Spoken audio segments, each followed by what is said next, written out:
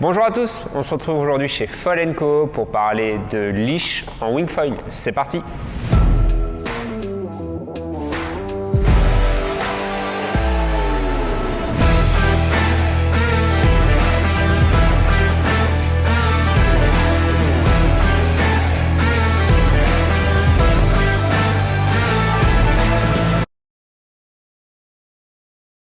Au niveau du leash, vous avez deux principaux leashs quand vous pratiquez le wingfoil. Vous avez le premier qui va venir en fait souvent se mettre au niveau du poignet pour tenir votre wing, et vous en avez un autre qui va permettre de tenir votre planche. Il existe en fait deux grands types de leash. Vous avez ce qu'on appelle les leashs dits accordéon, qui vont vraiment être très souples, et enfin les leashs qu'on appelle droits, qui sont aussi couramment utilisés dans le monde du surf, où là on a vraiment un leash souvent plus long et qui est en fait droit, il porte bien son nom.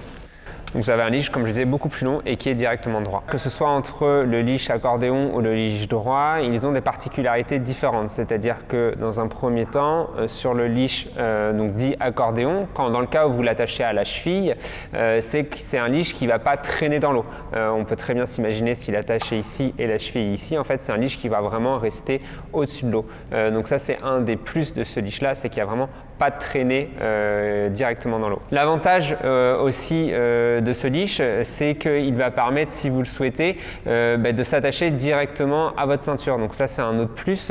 Il y a deux possibilités en fait d'attache. Soit vous l'attachez directement à votre cheville, soit directement en fait via ce mousqueton-là.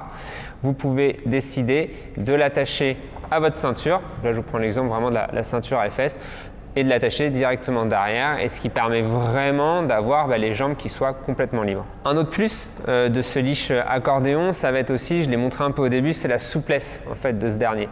Et ça va vraiment permettre quand vous tombez par exemple de ne pas avoir un coup directement et qu'il y ait vraiment une détente qui se fasse sur le leash. Ensuite, sur le leash droit, pour le coup, lui, on va plutôt directement le conseiller sur une attache ceinture.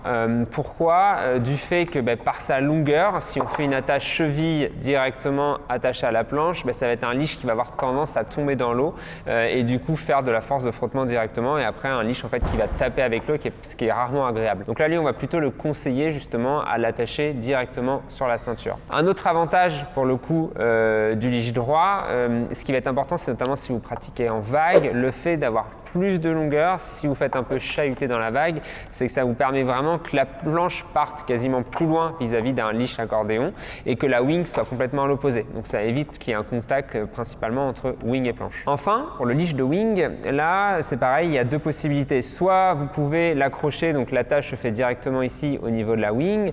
Ensuite, soit l'attache se fait de l'autre côté avec la poignée, ou là aussi vous pouvez directement en fait enlever le module de poignée et venir le clipser directement sur votre harnais ceinture avec les petites aides qu'il y a à ces endroits, qui permet, là c'est le gros plus, c'est de vraiment avoir en fait d'être complètement libre quand on navigue, donc tant pour passer des manœuvres que par moment si vous avez besoin de passer la barre, de lâcher en fait votre wing en arrière et d'avoir les deux mains libres pour pouvoir ramer et pour pouvoir passer la barre. Donc ça vous permet vraiment d'être tranquille et d'avoir 100% de votre manœuvrabilité avec vos mains.